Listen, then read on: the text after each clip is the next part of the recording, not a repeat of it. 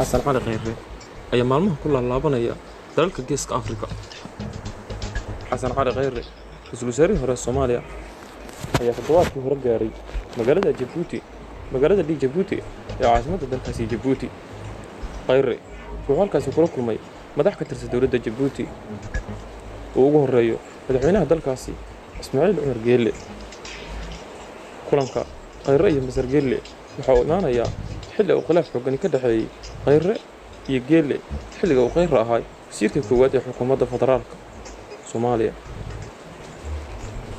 khayre iyo Geelle ayaa waxaa heshiis dhex dhigay sida la sheegayo ganacsatada Soomaaliyeed oo ka shaqeeyay inay heshiiyaan madaxweynaha Ismaaciil Cumar Geelle iyo musharax madaxweynaha Soomaaliya xasan cali khayre oo ah musharax madaxweynaha Jamhuuriyadda Federaalka Soomaaliya sanadka 2021 ayaa waxaa haatan u bilaabanaya ololihiisa doorashada soo socota. khayre waa musharax madaxweynaha 2021 xasan cali khayre waxa uu haatan bilaabayaa wejiga koowaad ee ololihiisa doorashada.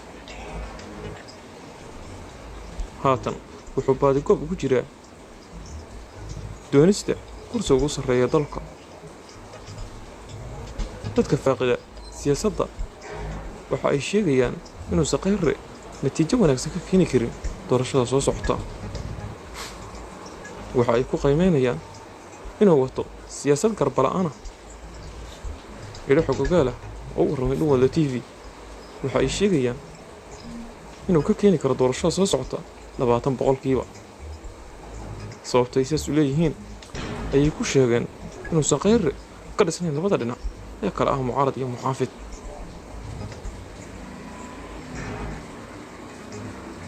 xasan cali khayre arrinta ugu weyn ayaa ah in dowladaha caalamku ay kala taageeraan mucaaradka iyo muxaafidka. dowladaha muxaafidku maba taageerayaan xasan cali khayre sababtuna waa inuu yahay nin mucaarada.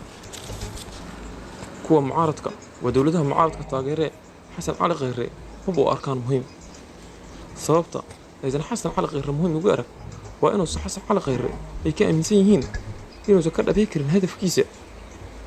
shakiga weyn ee ka dhasha xasan cali khayre ayaa loo sababaynayaa xilka qaadista ay baarlamaanku ku sameeyeen sanadkan dhexdiisa muddo 7 daqiiqo ah isaga iyo xukuumaddiisa. beesha caalamku waxay ka aaminsan yihiin inaan ka warqabin xafiiskiisa aan awood u lahayn inuu ka keeno doorashada sida ay doonayaan.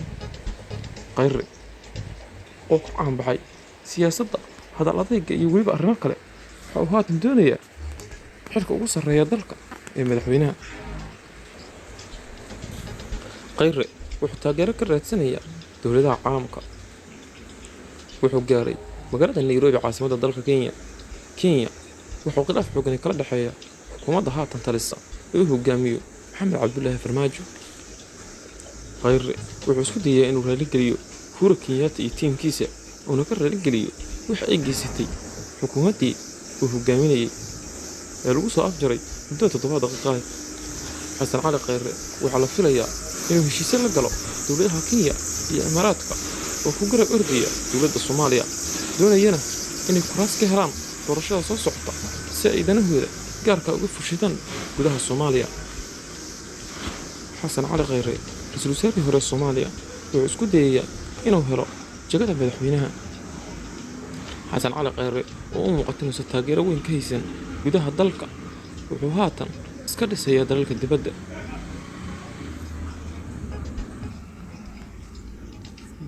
dowladaha ugu waaweyn ee taageera mucaaradka waa dowladaha Imaaraadka, Sacuudi Carabiya, Kenya iyo dowlado kale.